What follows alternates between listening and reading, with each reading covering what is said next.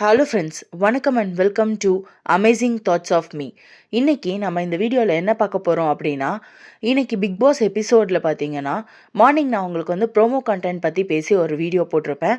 Promo content நீங்கள் பார்க்கல அப்படின்னா என்னோடய வீடியோவை போய் செக் அவுட் பண்ணி பார்த்தீங்கன்னா, அதில் ப்ரோமோவில் என்ன இருக்குது அப்படிங்கிறது நான் டீட்டெயிலாக சொல்லியிருப்பேன். இன்றைக்கி எபிசோடில் பார்த்தீங்க அப்படின்னா, வியானாக்கும் பிரவீனுக்கும் ஒரு சின்ன ஒரு மிஸ் அண்டர்ஸ்டாண்டிங்னால நல்ல பெரிய சண்டை வந்துச்சு. வியானா வந்து இவ்வளோ தூரம் பேசுவாங்களா அப்படிங்கிறது வந்து இன்றைக்கி அவங்க பண்ண சண்டையிலேயே நம்மளுக்கு தெரிஞ்சிச்சு. அதை வந்து கரெக்டாக நோட் பண்ணி நம்ம சுபிக்ஷா வந்து கேட்குறாங்க, ஓ வியானா வந்து இவ்வளோ தூரம் சண்டை போடுவாங்களா அப்படின்னு சொல்லிட்டு.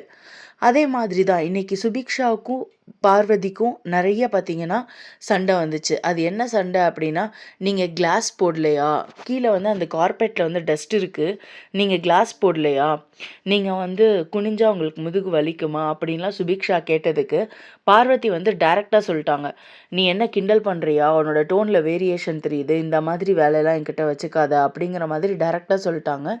ஸோ சூப்பர் டீலக்ஸ் ஹவுஸ்மேட்ஸ் கிட்ட என்ன அப்படின்னா, ஆக்சுவலாக அரோரா சொன்ன மாதிரி இன்றைக்கி நான் வந்து சூப்பர் டீலக்ஸில் இருக்கேன், நாளைக்கு வந்து நான் பிக் பாஸ் ஹவுஸ்மேட்டாக போகும்போது அவங்க வந்து சூப்பர் டீலக்ஸாக ஹவுஸ்மேட்டாக வந்தாங்கன்னா என்னையும் இதே மாதிரி தான் வேலை வாங்குவாங்க. ஸோ அதனால நான் வந்து டென்ஷனாக யாரையும் வேலை வாங்க விரும்பலை, ஸ்ட்ரிக்டாக யார்கிட்டையும் நான் பேச விரும்பலை அப்படின்னு சொல்லி அதை சொல்லியிருந்தாங்க. அந்த கான்வர்சேஷனை வந்து ஆக்சுவலாக அது கரெக்டும் கூட. இன்றைக்கி இங்கே இருக்கிறவங்க நாளைக்கு அங்கே போவாங்க, அங்கே இருக்கிறவங்க இங்கே வருவாங்க. ஸோ அதை மைண்டில் வச்சுட்டு தான் அதுக்கு தகுந்த மாதிரி வேலை வாங்கணும். இன்றைக்கி நிறைய பார்த்திங்கன்னா சண்டை வந்துச்சு ஜஸ்ட்டு சில வேர்ட்ஸ்னால. இவர் வந்து இந்த திவாகர் அவர் பண்ணுறது சரியா தப்பா அப்படிங்கிறது வந்து எனக்கு தெரியல. அவர் எதுக்கெடுத்தாலும் எஜுகேஷன் என்ன, நான் டாக்டர், அவர் டாக்டர் அப்படின்னு சொல்கிறது வந்து எந்த ப்ராப்ளமுமே கிடையாது. லைக் சபரி சொல்கிற மாதிரி அவர் வந்து நான் டாக்டர் அப்படின்னு சொல்லிக்கிறதுல ப்ராப்ளம் கிடையாது. உன்னோட எஜுகேஷன் என்ன அப்படிங்கிறது தான் ப்ராப்ளம். ஸோ அவர் வந்து ஆனால் என்ன தான் சொல்லுங்கள், அவர் அப்படி பேசினா கூட ஓவரால் லைவ்லேயும் சரி எபிசோட்லேயும் சரி கண்டென்ட் அப்படிங்கிறது அவர்கிட்ட இருந்து தான் கிடைக்கிது. அதே மாதிரி இன்றைக்கி சூப்பர் டீலக்ஸ் ஹவுஸ்மேட் வந்து விதியை மீறி இருந்தாங்க. அதனால பிக் பாஸ் என்ன சொன்னார்னா, அவங்க சூப்பர் டீலக்ஸ் ஹவுஸ்மேட் வந்து இங்கே இருக்கிறவங்க பிக் பாஸ் ஹவுஸ்மேட்டாக மாறணும், பிக் பாஸ் ஹவுஸில் இருக்கிறவங்க சூப்பர் டீலக்ஸ் ஹவுஸ்மேட்டாக மாறலாம் அப்படின்னு சொல்லி சொல்கிறத அப்புறமா சொன்னார்.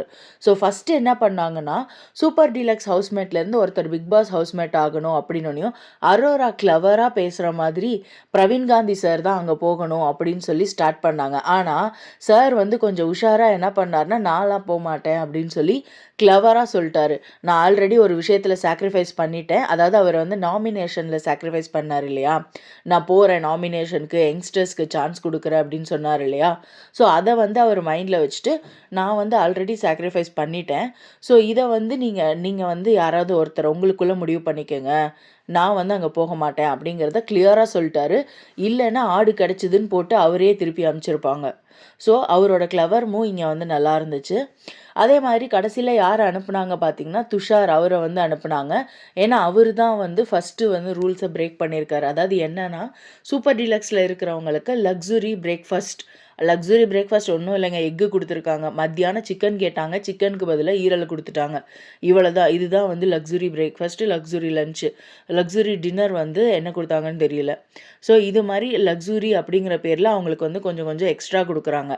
அந்த கொடுத்த ஒரு எக்கில் இந்த துஷார் பையன் என்ன பண்ணியிருக்கான், கொண்டு போய் விக்ரமுக்கு கொஞ்சம் கொடுத்துட்டான். ஸோ விக்ரம் அப்பயும் வேணான்னு சொல்லிட்டு, ஆனால் ஒரு ஆசையில் எடுத்து சாப்பிட்டாரு போல்.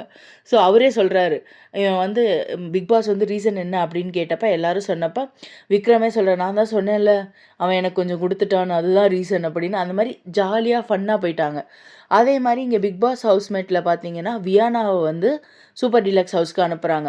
ஸோ யாருமே காம்பீட் பண்ணாமல் அந்த பொண்ணு நான் போகிறேன் அப்படின்னு சொல்லிச்சு, உடனே அனுப்பிச்சிட்டாங்க. ஸோ அதில் ஏதாவது உள்குத்து இருக்குமா என்னங்கிறது அடுத்தடுத்து வர எபிசோடில் தான் தெரியும். ஆனால் அந்த பொண்ணு ஏன் பிரவீன்ராஜையே போட்டு நோண்டிகிட்டு இருக்குன்னு தெரில. அவர்கிட்டையும் போயிட்டு நீங்கள் வந்து நான் என்கிட்ட கண்டென்ட் இல்லை, நான் கண்டென்ட் கொடுக்கறதுக்காக அவங்கக்கிட்ட பேசுகிறேன் அப்படின்னு நீங்கள் சொல்கிறீங்களா அப்படின்னு சொல்லி கேட்டாங்க. இதை வந்து கரெக்டாக அப்சரா நோட் பண்ணி சொல்லியிருந்தாங்க, நீங்கள் கண்டென்ட்டுக்காக பேசுகிறீங்க அப்படிங்கிறது தான் அவங்க கேட்குறாங்க அப்படின்னு சொல்லிட்டு. பார்ப்போம் யார் எதுக்கு கண்டென்ட்டுக்காக பண்ணுறாங்கங்கிறதே புரியல. காலையில் பார்த்தா ரம்யா அவங்களுக்கும் வாட்டர்மெலன் ஸ்டாருக்கும் சண்டை, இதில் நடுவில் எஃப்ஜேவும் கம்ருதீனும் எங்கே வந்தாங்கன்னே தெரில. திடீர்னு நடுவுல வந்து அவங்க 2 பேத்துக்கும் அவங்க 2 பேரும் சேர்ந்து இவர்கிட்ட சண்டை போடுறாங்க. ஓவராலா பார்த்தா அவர கார்னர் பண்றாங்கன்னு சொல்றாரு. பட் அவர கார்னர் பண்றாங்களா? இல்ல இவங்களுக்கு இவங்களே அவர வந்து பெரிய ஆள் ஆக்குறாங்களா? அப்படிங்கிறது வந்து தெரியல.